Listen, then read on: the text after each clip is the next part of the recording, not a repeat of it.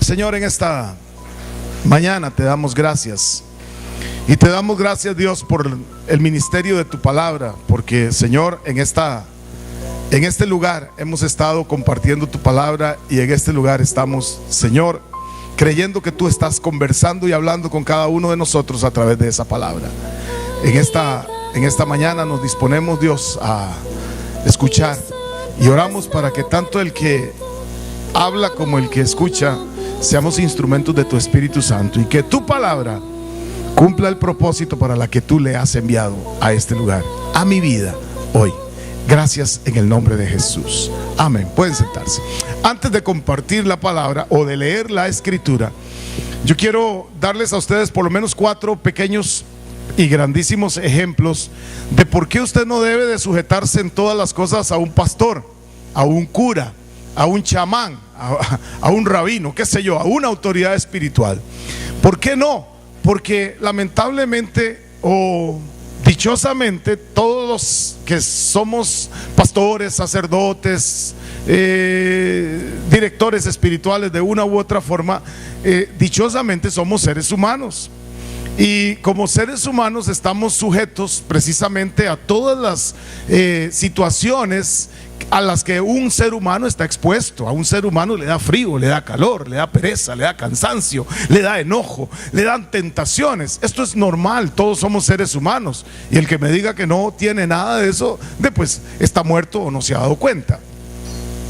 Entonces hay una regulación, porque hemos venido hablando de lo que es sujetarse a las autoridades y de cómo uno debe de ser sumiso a la palabra de Dios.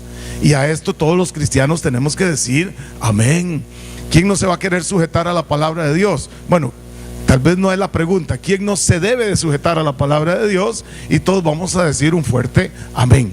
Pero una cosa es lo que dice la palabra de Dios y otra lo que los hombres comenzaron a interpretar en relación con la palabra de Dios.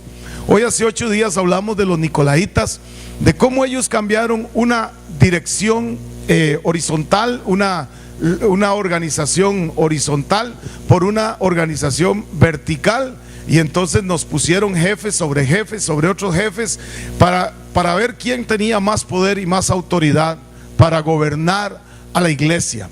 Cuando el Señor establece en su palabra que todos somos reyes y todos somos sacerdotes, que todos somos iguales delante de los ojos del Señor. ¿Por qué cuando no me tengo yo que sujetar a un pastor? Bueno, cuando el pastor comience a creer o a entender que él tiene más autoridad y más poder sobre mi propia vida que yo mismo. Y ahí tenemos que decirle: lo siento mucho, yo no me voy a sujetar a usted, y lo que usted me está diciendo va en contra de lo que dice la palabra del Señor. Hoy vamos a entrar en un pasaje que les dije hoy hace 8 días, que está en 1 Corintios capítulo 5, pero todavía no lo vamos a leer, porque lo que quiero es que lo tenga ahí nada más, como quien dice, con un dedito, para que lo leamos. Quiero darles 4 ejemplos de la importancia de estar apercibidos, de no seguir ciegamente a lo que un líder religioso diga. Ya les digo, la mayoría de los que le voy a enseñar empezaron bien, como decíamos hace 8 días. Comenzaron un ministerio normal, como muchos, algunos con buenos principios o fundamentos escatológicos o bíblicos o estudios, y algunos no. Pero recuerde que aquí no es lo importante tener o no tener esas cosas, sino lo importante es haber sido llamado por Dios, porque Dios puede llamar a una persona muy muy humilde y ser un pueblo bendecido por esa persona humilde, pero con el simple y gran suceso de que Dios lo haya llamado. Cuando la Biblia habla de Juan Bautista, dice: hubo un hombre, que no se nos olvide, un hombre, pero un hombre llamado por Dios. La mayoría de ellos fueron personas que empezaron bien, digamos que empezaron con una congregación, pero recuerde que la tentación, decía el hermano Pablo, el de un mensaje a la conciencia, nos decía en una oportunidad que nos cuidáramos como pastores de las 3 Fs. Las 3 Fs, que son las tentaciones más grandes de los pastores, de los ministros: las faldas, la fama y la fortuna. Y cuando a un ministro una de esas Fs lo tientan y se deja seducir por ellas, generalmente se le tuerce el camino. Leíamos ayer en Primera de Corintios que el apóstol Pablo dice: no sea que habiendo sido yo heraldo para muchos, venga a ser desechado, que haya predicado el evangelio a muchas personas y después de todo vaya a ser más bien una persona que no haya alcanzado la meta, que es en Cristo Jesús.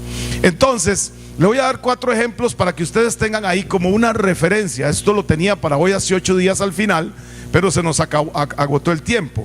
Nada más para que usted tenga una idea. Usted puede buscar en internet, no estos 4 casos que le voy a dar, sino por lo menos 2 son los más conocidos. Desde 1980 para acá son los más conocidos.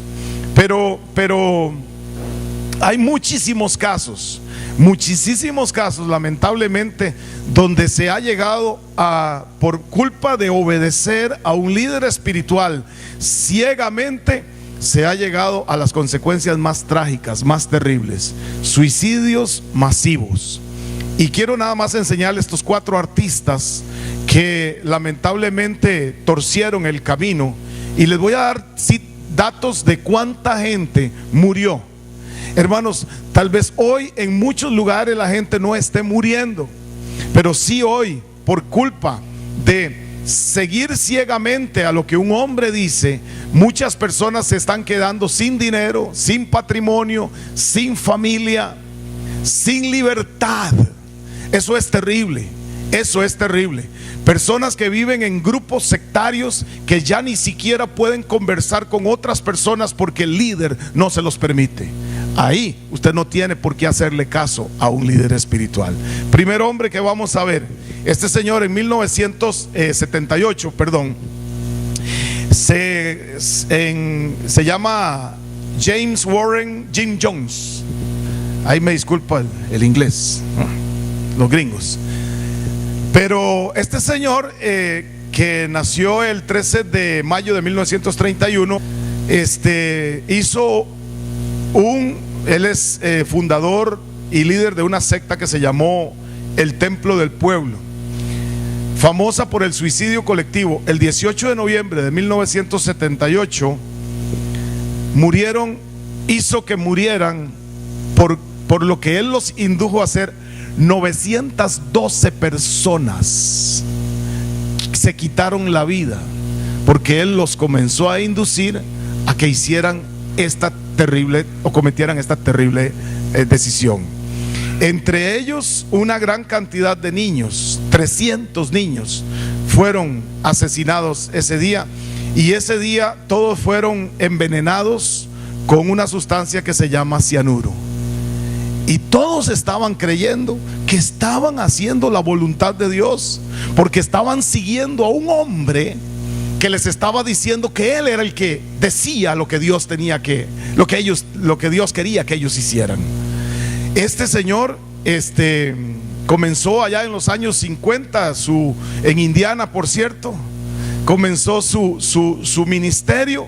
No lo comenzó mal, comenzó bien. Pero en algún momento una de las 3 Fs o las 3 juntas lo tentaron, y él permitió que sucediera en su vida esto y involucrara a tantas personas al punto del suicidio.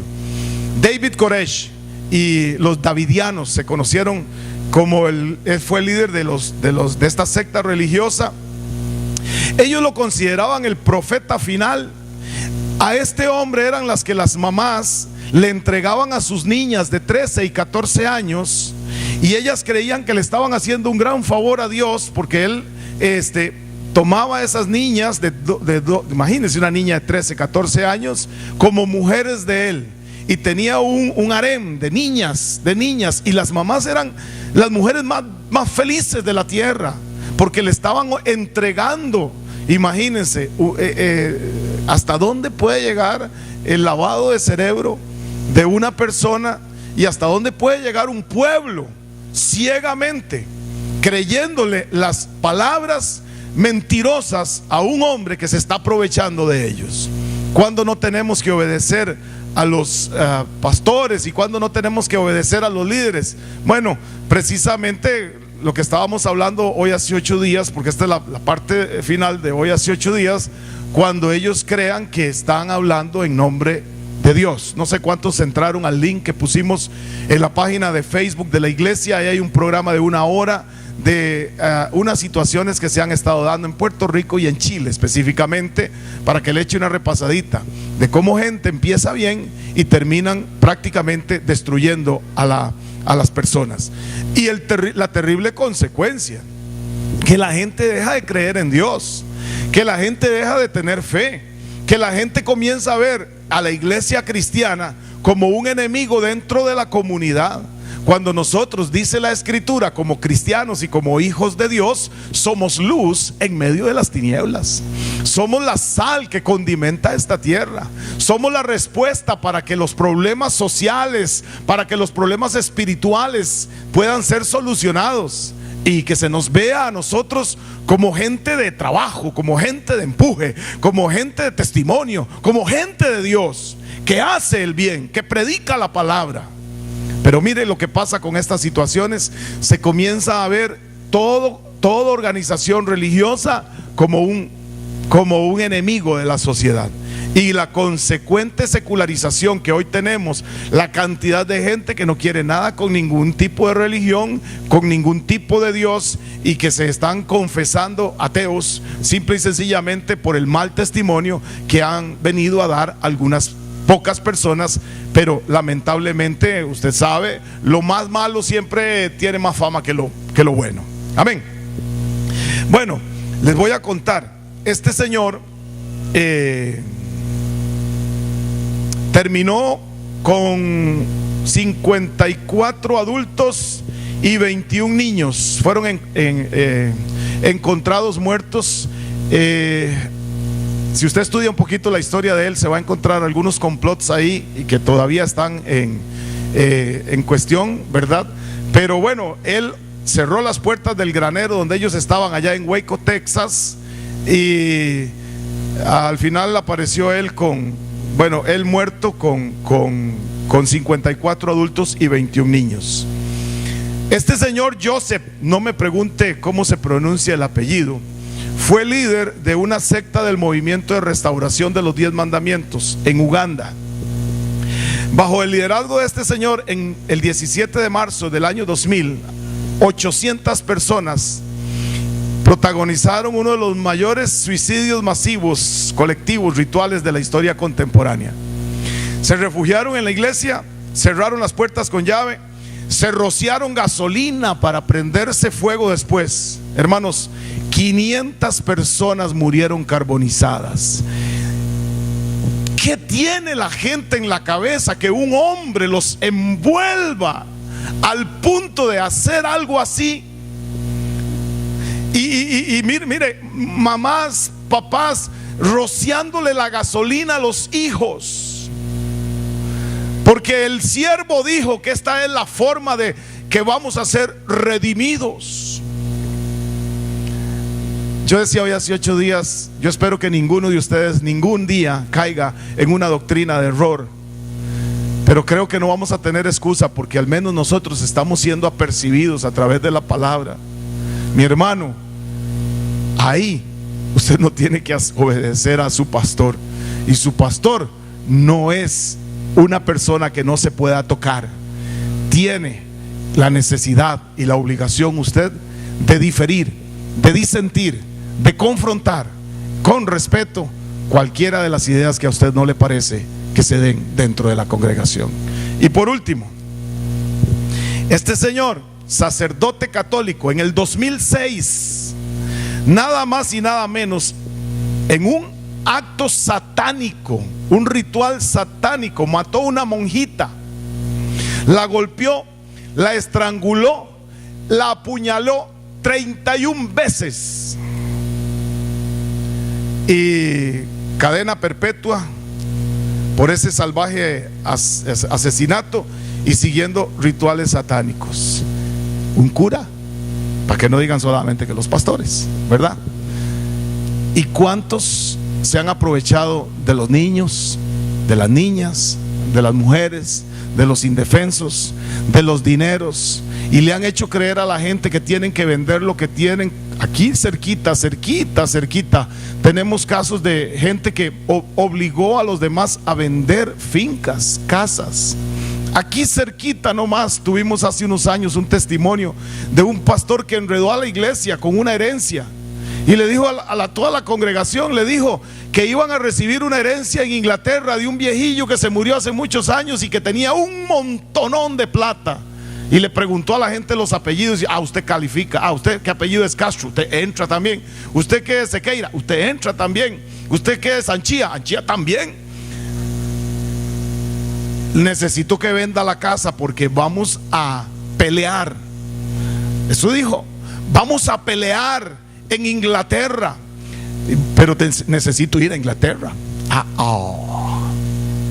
Y necesito pagar un abogado. Y la gente esperando que le cayera la herencia. Estoy hablando que esto es aquí cerquita, hermano. Esperando que le cayera la herencia, se quedaron sin hacha, asa, calabaza y miel. Perdieron todo. Vean, mi hermano, yo estoy cuerdo en este momento en mis 5 sentidos. El día que yo le diga a usted, venda su casa o venda su carro para algo de la iglesia, dígame, pastor, se volvió loco, se le quebró el tornillo, hágame el favor, váyase para su casa, yo no lo voy a recibir más. ¿Cuándo usted no debe obedecer a un pastor? Cuando las cosas extrañas, cuando comiencen a suceder cosas diferentes en la congregación. Nunca se le debe de olvidar a usted el pasaje de 1 Corintios 14:40, cuando dice la palabra del Señor que todo tiene que hacerse decentemente y con orden. Y cuando en la congregación las cosas comiencen a no ser ni decentes ni ordenadas, usted no debe de obedecer a ese pastor, no debe obedecer a ese líder. Usted, mire, nadie puede llegar y decirle a usted, usted no puede tener sexo con su esposa o con su esposo hasta que yo se lo diga. Y tiene que ser como yo le digo, porque eso pasa. Y hay gente tan humildita de pensamiento, para no decir tonta, que le hace caso. Y el pastor dijo que no, o el pastor dijo que no fuéramos al cine, y el primero que estaba en la fila, el pastor. Ustedes no pueden, pero yo sí. Sinvergüenza.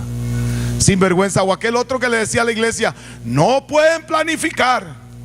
Ustedes no pueden planificar porque es un pecado planificar.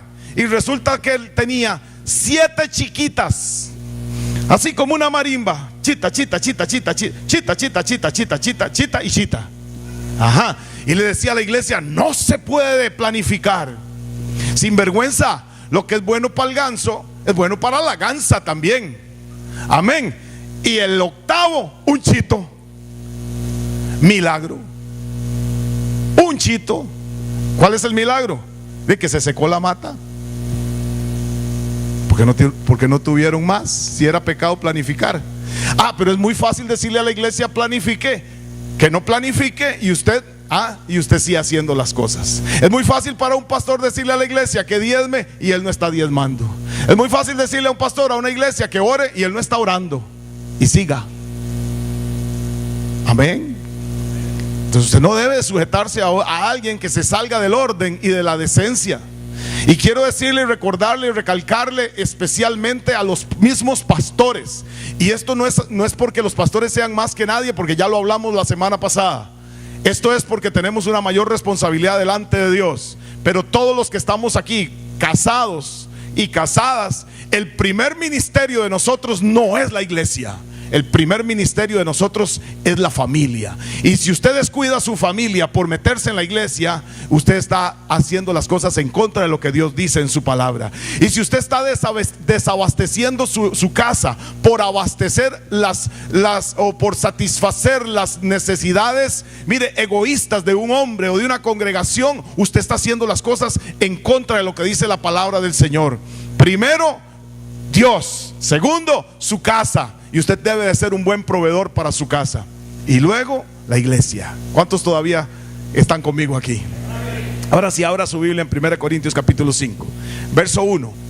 De cierto se oye que hay entre vosotros fornicación, y tal fornicación cual ni aún se nombra entre los gentiles, tanto que alguno tiene la mujer de su padre, y vosotros estáis envanecidos. ¿No debierais más bien haberos lamentado para que fuese quitado de en medio de vosotros el que cometió tal acción? Ciertamente yo, como ausente en el cuerpo, pero presente en espíritu, ya como presente he juzgado al que tal cosa ha hecho.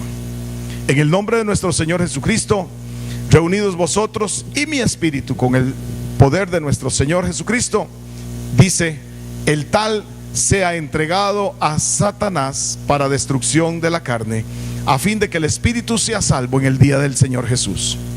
6. No es buena vuestra jactancia. ¿No sabéis que un poco de levadura leuda toda la masa? Limpiaos pues de la vieja levadura, para que seáis nueva masa, sin levadura como sois, porque nuestra Pascua, que es Cristo, ya fue sacrificada por vosotros, por nosotros. Así que celebremos la fiesta no con la vieja levadura, ni con la levadura de malicia y de maldad, sino con panes sin levadura, de sinceridad y de verdad. Hay una palabra de donde proviene el término pornografía, ¿verdad? Que es un término que se utiliza precisamente aquí en 1 Corintios capítulo 5, en el verso 1. Y esa palabra que es la palabra porneia, se ve dentro de la Biblia en algunos pasajes. Cuando se refiere a adulterio, la palabra porneia es utilizada ahí en Apocalipsis capítulo 9 verso 21, en el 14:8, en el 18:3 y en el 19:2. Porneia, en griego, porneia, en esos pasajes que le dije se traduce como adulterio. En el pasaje de Romanos 1:26 al 29, también porneia es homosexualismo. En Romanos 1:26 también porneia es lesbianismo. En 2 Corintios 5:1, que es el pasaje que acabamos de leer, la palabra porneia es incesto. ¿Saben qué es incesto? Cuando hay relaciones sexuales dentro de los familiares, hermanos, padres con hijos y así por el estilo.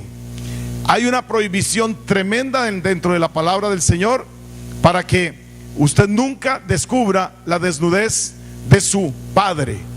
La mujer de su padre usted no la puede tocar porque mujer de su padre es. Vamos a ver ahora en Levítico. Pero bueno, en 1 Corintios 7, cuando habla del matrimonio y las causas de la disolución matrimonial, se utiliza el término porneia, y ahí se infiere o se traduce fornicación, la misma palabra, porneia. Y en Levítico 18:23, porneia es bestialidad. ¿Saben qué es bestialidad? Las personas que tienen sexo con gallinas, con vacas, con cualquier animal. Y aunque usted no lo crea, esas cosas existen.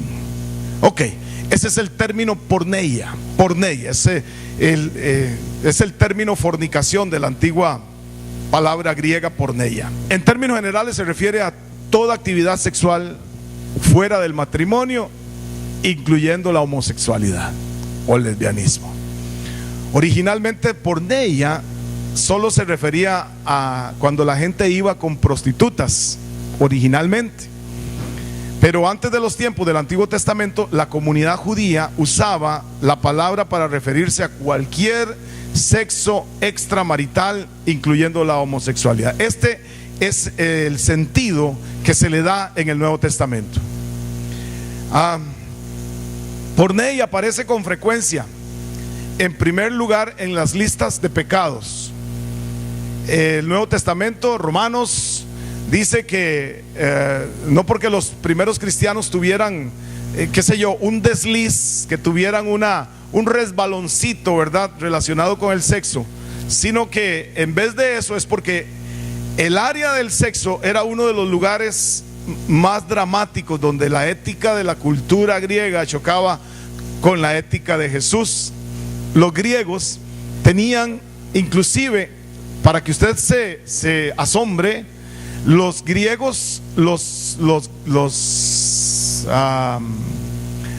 filósofos griegos que se placían de conocer, muchos de ellos tenían muchachos con quienes ellos entrenaban en relaciones sexuales homosexuales. Muchachitos. Y dentro de la cultura griega antigua, eso era normal. Era normal prácticamente todo tipo de sexualidad dentro de la cultura griega. O sea, ellos eran muy open mind, ¿ok? Tenían la mente muy abierta, más o menos como los tiempos que estamos viviendo hoy. Lamentablemente hemos entrado en un...